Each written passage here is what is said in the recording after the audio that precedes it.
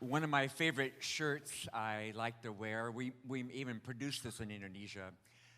It has written on it, "Life is too short." I like wearing it on the airplane a lot. Makes people nervous around me. And they always ask, "Why are you wearing this shirt?" It's a great conversation starter. And I say, well, why do people say life is too short? Because at the end of their life, they have regrets. There are things they wish they had done and they didn't do. And I say to people, I wear this shirt because I want to be that person that at the end of my life, I have no regrets. Everything God has told me to do, I've done it with everything I got. Why do we do mission? That's the theme today. And I can only think of one verse that really drives me, 2 Corinthians 5, well, really 13, 14, and 15. Paul says in 13, hey, some people think I'm out of my mind. I'm crazy. Because, 14, the love of Christ controls me. Guys, what's controlling you today? Is the love of Christ controlling us, or is the stock market controlling us? Or is the CNN report controlling us? Or is the 49ers controlling us? What's controlling you today? And I want to be controlled by the love of Christ, to where it makes me do things that looks crazy by the world. And if you're a church that is controlled by the love of Christ, and that's the motivation for mission, you're going to do things that kind of look crazy.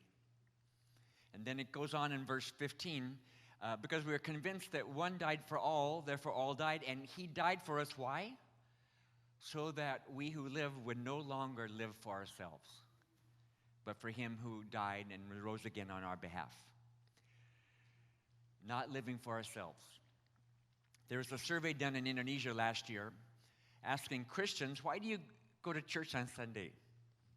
95% answered, to be blessed by God. Something is wrong with that answer.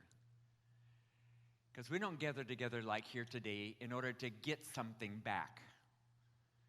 Consumer. We worship God because he's worthy to be worshiped.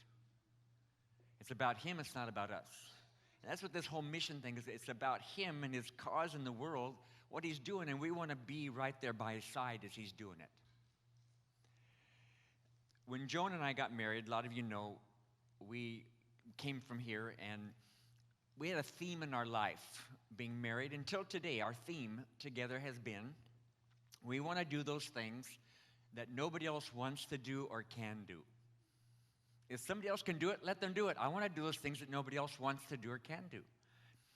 And that's what drove us to go to Irian Jaya, now called Papua, on the east end of Indonesia, to go into the most remote tribe on the face of the earth in 1977, the place where National Geographic would go to do their exposés on the most primitive people in the world. And to go in asking, where is there a place that missionaries don't want to go? And nobody wanted to go to the mosquito, malaria-infested swampland. That was the last place, so that's where we went. And we saw a movement happen.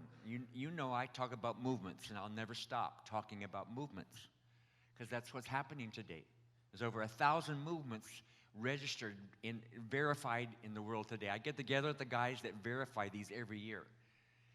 And there's things happening like never before. And we saw this 80% of our tribe come to faith. Transformation happened. Spent 20 years there. But then we're done, and I said, God, where's the next tribe in town? And he said, the new tribe in town is that younger generation. They have their own culture, their own language, and you're losing a whole generation.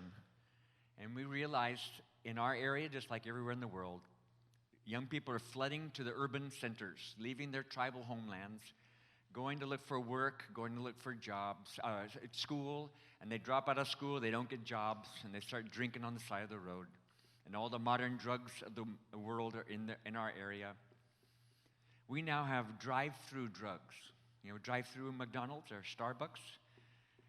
In our city, you can just go slowly by this place where four guys come off the road quickly to your window, and they'll deal whichever drug you want, you purchase, and you keep on going. You don't have to stop your car.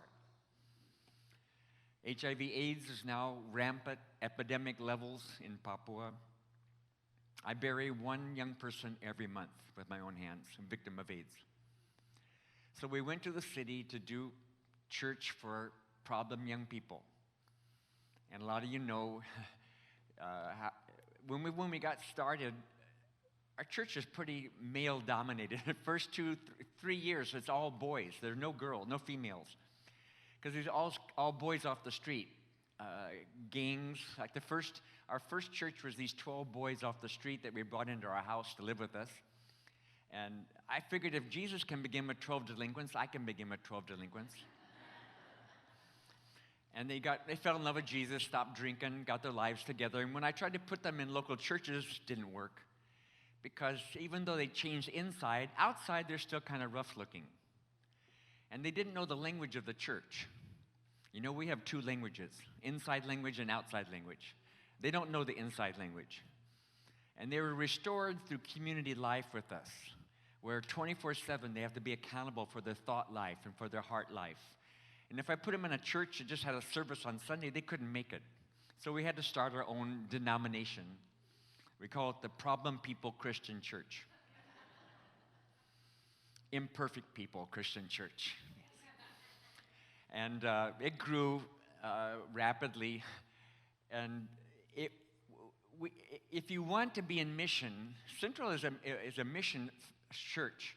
But sometimes it means your church may not be the most popular church in town. May not be the one with the biggest reputation. Because mission sometimes gives us a bad reputation. When we first started with all these boys, we were classified. It was our reputation. Jim Yost, that's the church of the drunks. And then when girls started coming, they were all young prostitutes coming to faith. And so we were classified the church of the prostitutes. In the beginning, I was kind of offended at it. Until I started thinking about when Jesus was here 2,000 years ago, who was his church attendees? I kind of think the front rows are full of drunks and prostitutes.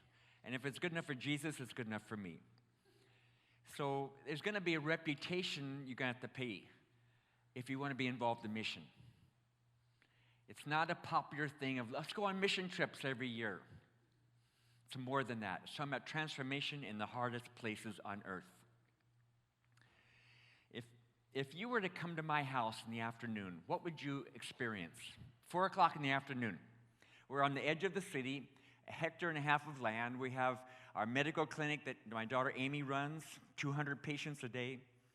We have 2 basketball courts where my wife trains kids to play basketball. We have our house where we house 20 to 30 kids with us, ages 8 to 18. We have a chicken farm of 1,000 chickens. We have fish ponds. We have gardens where we grow all of our own food. We have a music studio. We have a breakdance studio. And then we have lots of stuff. And so if you were to see in the afternoon, people walking in from the main road to come to the clinic. And they come into the clinic, and Amy has trained all the girls that live with us to be medical workers. So you come into our clinic, and your vital signs, your heart, your blood pressure will be taken by a 12-year-old. Your injection will be done by a 14-year-old. Your medicine will be given to you by a 16-year-old. And they're really good, very professional. A lot of our kids have gone on to medical training, nurses and doctors, but they start with Amy in the clinic. So you get your medicine, but you don't go home because medicine is no good until it's activated with prayer. So you get your medicine and you come out and you sit around the basketball court waiting for your prayer. And so in the afternoon, all these basketball kids come, about 80 kids, elementary to college, and Joan has them out there sparring, practicing on the basketball court. And they'll practice for a half hour, get sweaty, and then time out. And all these sweaty basketball players go around the perimeter of the basketball court, laying hands on the sick and praying for them. Everybody gets their prayer. They go home. The new people come with their medicine and sit waiting for their prayer. This goes on all afternoon. Playing ball, praying for the sick. If you were to ask our kids, why do you do this? This is what they'll say. This is who we are. This is what we do. Because mission is lifestyle. It's not going to some Bible college or seminary to learn how to do a practice. It's who we are. It's what we do. We do it here, there, and everywhere. If we're not doing it here, we're not going to do it far away. It's who we are. And there's a price. Some people, I come back to the States and, Jim, I'm changing the world. How are you doing that? Behind my laptop at Starbucks. I kind of think you're not going to change the world behind your laptop at Starbucks. You got to get down and dirty with hurting people in some of the hardest places in the world. In Luke 10, verse 3, Jesus says, I'm sending you out as lambs amongst wolves. Danger is normal. They didn't see the wolves, they just saw the shepherd in front of them. So we're going out to pay a price. It's not going to be easy. Danger is normal. That's where things are happening. Movements are happening in the most dangerous places in the world. Because that's where people know their need. I went into 3 months ago, we did a training in a big city in central Java. I'd done training there 2-3 years, and we came back the last time, and I said, hey guys, you got to go to the street and make this happen. And guarantee it, I'm bringing 10 of my workers, 10 of my leaders along with me. Every day I'll do an hour or two of training, but we're going to take to the street. We're going to plant some churches this week. So all my workers I brought were ex-drug addicts, ex-prostitutes. Some of them were HIV positive, ex-gang members. And so every day we go out to the street every night. After 1 week, we planted 17 churches. The point is, it was in the darkest places in the city. We didn't go to the affluent places. We went to the darkest places where people know their need for God. It's a price to pay. And in Luke chapter 9, the last verse, 62, Jesus says, the price of being a disciple, anybody that puts their hand to the plow and looks back is not fit for the kingdom of heaven. Don't look back. Lots of churches build this year's program based on last year's success. Wrong. Don't look back. Every January, I gather all my leaders, and we close the door to last year. Last year's success was for last year. This year, we're starting out bankrupt with God. Our bank account is zero. Our program is zero. And we say, what's the Father's business this year? Because what keeps us from seeing what God is doing is what He did yesterday, and we're focused on that. Close the door and see, what is God doing right now for us? Central has a great history of mission. It's awesome. And I believe the future is even more awesome. But don't let the past color what you're seeing right now for the future. And there's every year, God asks me, I begin January, and I've lost everything 3 times on my missionary career. I've lost all ministry, all good name, all assets someone else took. I lost everything and had to start out from zero 3 times. And every January, God asks me, Jim, are you willing to lose it all again? And I have to answer, yes, Lord, I'm willing to lose it all again and start out from zero. I'm going to end with this illustration. Some of you have heard many years ago I tell this because it's been a long time. We're still in the jungle. The Sawi tribe had come to faith, and immediately they became missionaries. We told them the gospel has come to you so you can take it to your neighboring tribes who are your enemies. That they're a small tribe in the midst of larger tribes that killed and subjugated them for years. And now they're taking the gospel. And I still remember the first time we did baptisms in the neighboring tribe. One of the Sawi elders and I got in a float plane, little single-engine Cessna 185 with pontoons on the bottom to allow it to land on the river. And it was the pilot, one Sawi elder, and me, because we had to have a light payload. Because we're going to this river, we're going to have to land on a river that's really narrow, and it snakes around, and we could only land and take off on a straight stretch of river. So it has to be a light payload. We land, get out of the plane. The pilot takes the plane somewhere else, serves other people. We have a whole day here having baptisms. It was great. First baptisms, we had a big feast, ate lots of grub worms and other stuff. And then the plane came back in the afternoon to pick us up. And as we're loading up the plane, I see these big storm clouds coming in from the east. I know we've got to get out of here quick. A storm is coming. So as we're loading up, the pilot has no time to check the pontoons that have cracks in them and water seeps in all the time. And he always has to pump the water out, but there's no time. The storm is coming. He has to leave the water in the pontoons. It's heavy. He taxis the plane to the end of the straight stretch of river, ready to take off. And as he starts to take off, the wind switches 180 degrees and starts coming from our tail. There's no windsock to know this. And as the wind is coming from our tail, it's keeping the plane down.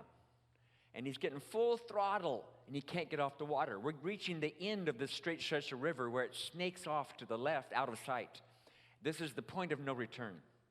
He's full throttle, and finally the pontoons come a few inches off the water, and we go out over dry ground.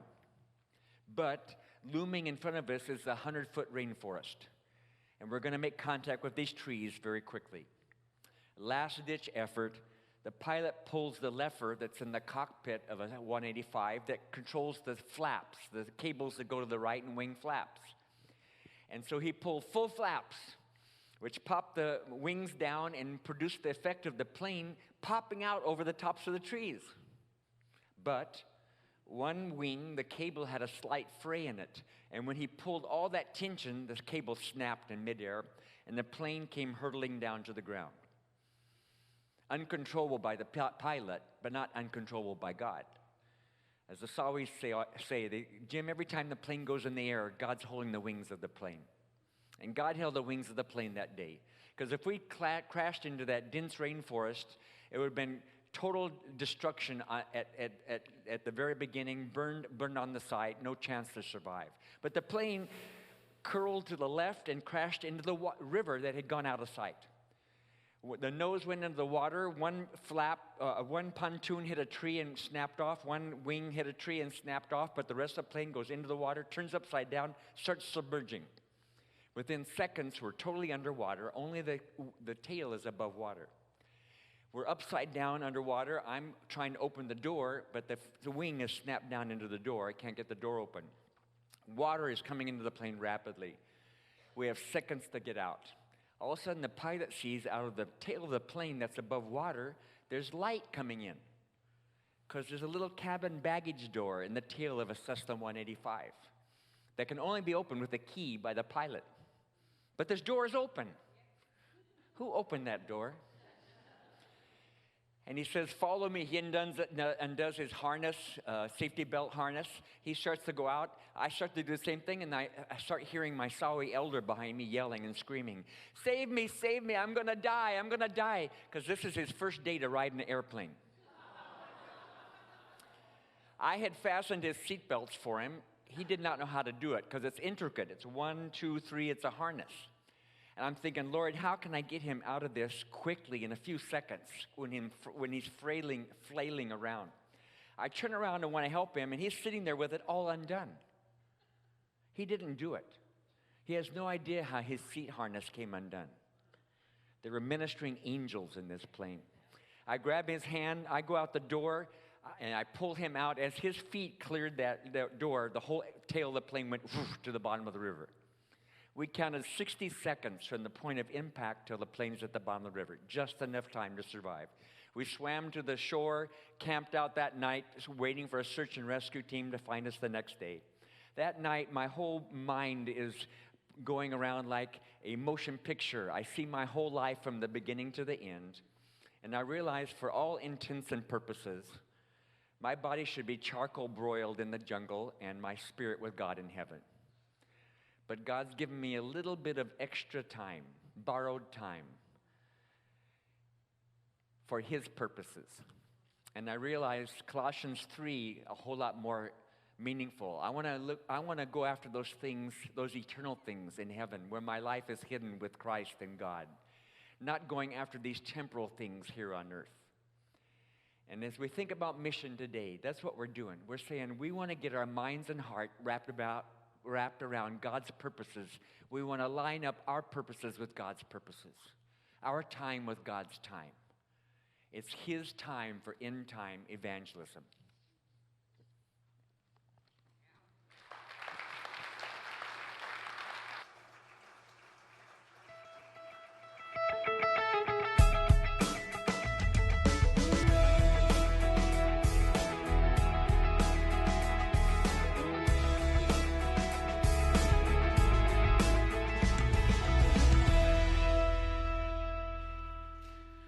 What a pleasure to be back here in San Jose.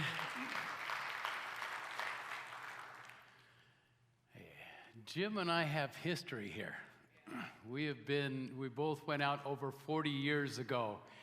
And we don't get back here very often. Last time we met up was in another country. And I've discovered that we've kind of become urban legends. Now, my legend isn't quite so pretty.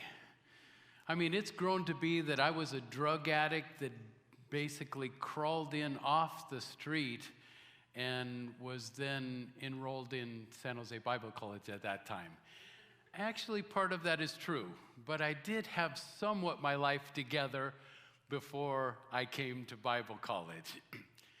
Now, Jim, his urban legend is he's Tarzan in the jungle. I mean, so it's just not fair. And he still looks like Tarzan. I am so jealous of his hair, man. It's just not fair.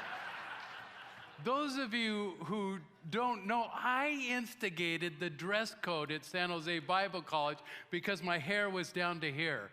I'm paying the price, I guess. But it's so great to be back. Last night, those of you who were here last night, we just had a great time. Just talking about God's goodness and the incredible miracles that have taken place by His grace.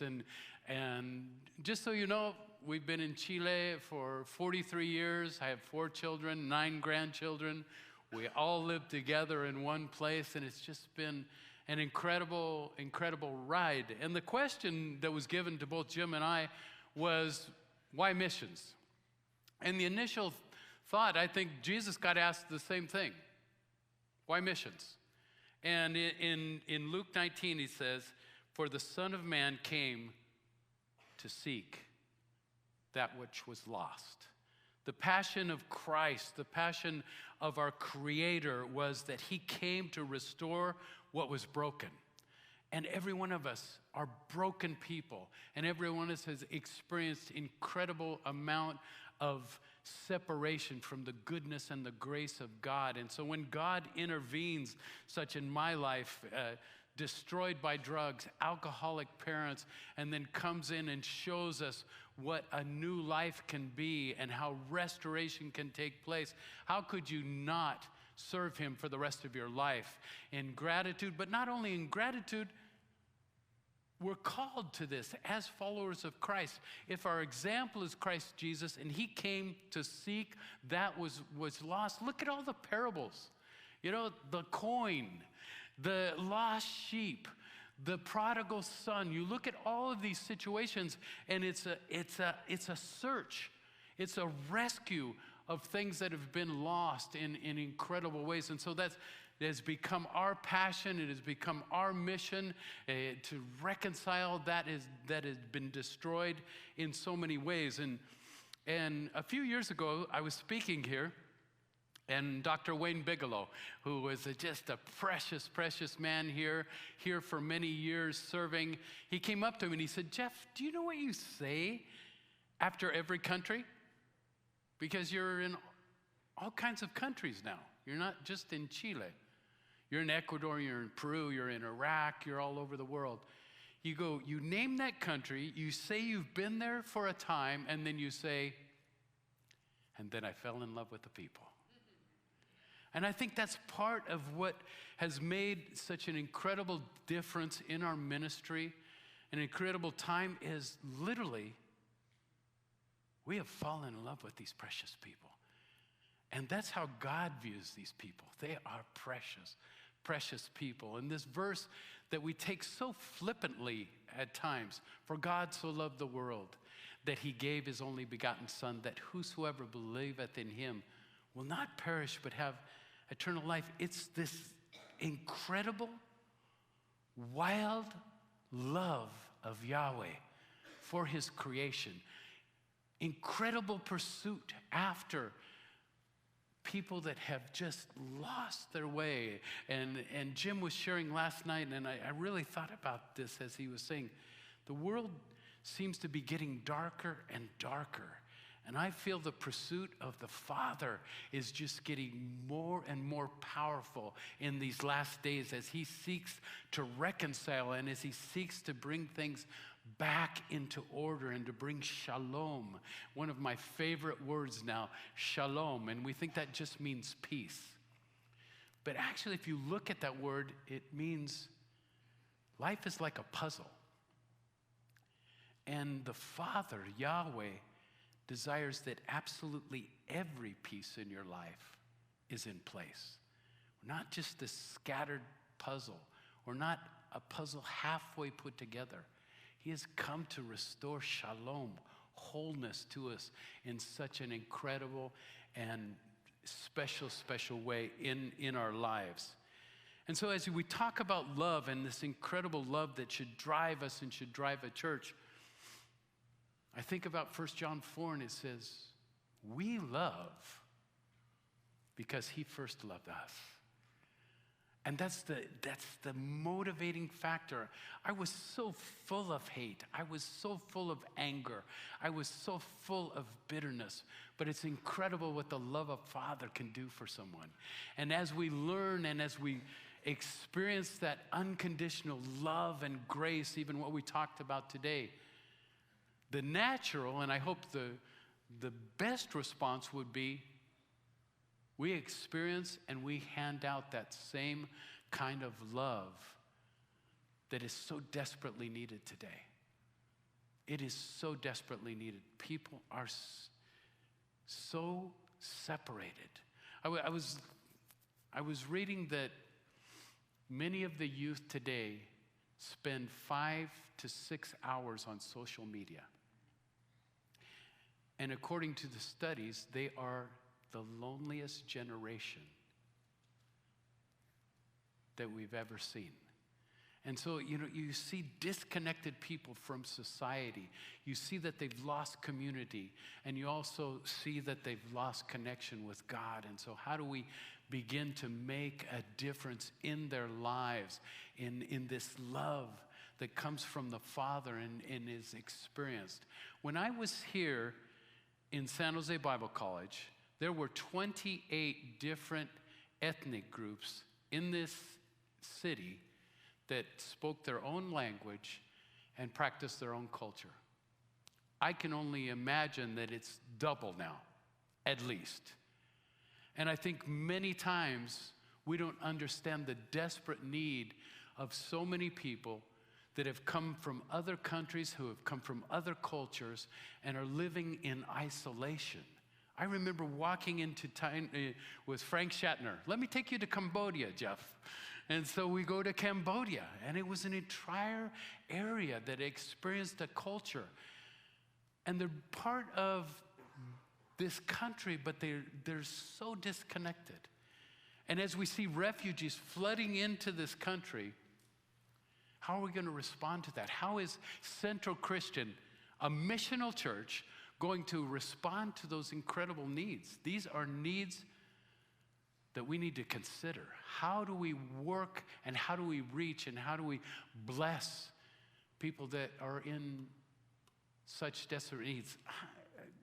The U.S. is really divided right now. When I come back here, it's scary.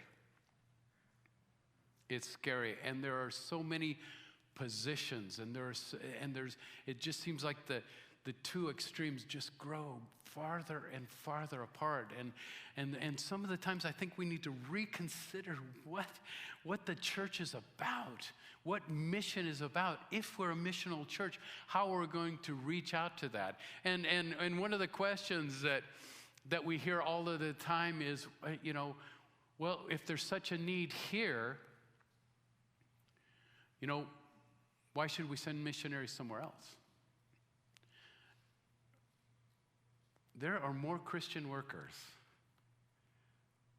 in this country than anywhere else in the world. There are only 2 Christian workers for every 1 million Muslims, which is 20% of the world population. Only 3 cents per every mission dollar go to reach one of the largest percentages of people groups in the world, which are Muslims. And so it's the church. It's you. It's every individual that needs to make that difference of being a missional church. I am eternally grateful. Jim's eternally grateful. This church has stood beside us for over 40 years. Never failed. Not once. In prayer, in financial support, in emergencies, there's no church who has stood beside us like this church. And we are eternally grateful. But we are also here to challenge the church of Central to be missional in your own city, to consider all the incredible needs in this city as well. I truly believe that this is a new era for the church, for Central Christian, and you guys can move out in powerful ways. And again, understand to seek that which was lost. To allow the love of the Father flow through you in such a way, and that it be such a fragrance that people are just drawn to you because of the love of God and what you guys are experiencing in your lives. If somebody would have told me 43 years ago I would go to Chile, even 6 months before we went, I would have said that it's a different Jeff. If they would have then told me you would see a movement within Latin America and that 200 young people will be coming forward to be sent out into the least reached peoples groups of the world, that you would be going into Iraq in the year of the war of 2003, I would have said, luckily, there's 15,000 Jeff Phillips if you Google it. It's got to be one of those others. But then, as Jim said, what's on his shirt, you get to a period of your life, and even my past, my drug life, my alcoholic parents, all the pain I lived, and you get to a point in your life, I just turned 65 years old, and I am able to say, I wouldn't trade my life for anything. I would do it again in a second. And even my dark, dark life of a background of my childhood, it helped me. It formed me for who I am now. And it allows me to have the compassion that I have for people that are hurting, for people who are on the street, for people who have never heard the good name of our Savior. I have, in the last 6 weeks, I have been on 17 different flights.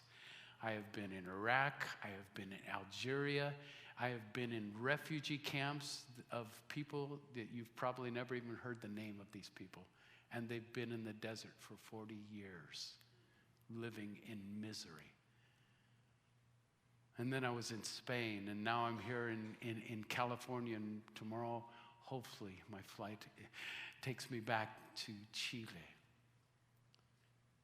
But what an incredible opportunity we have to serve a living God. What an incredible opportunity you have as individuals to serve Him in this city. It's getting darker, and your light should just be that much brighter. And this church should be a haven for bringing in people like me. People that were totally destroyed. Because God desires that all men be saved and be reconciled. And this should be our passion. And again, I just want to encourage you as you think about who you are as a church, what this new stage has for you. Never forget the lost. Never forget those that are in desperate need for the love of Yahweh.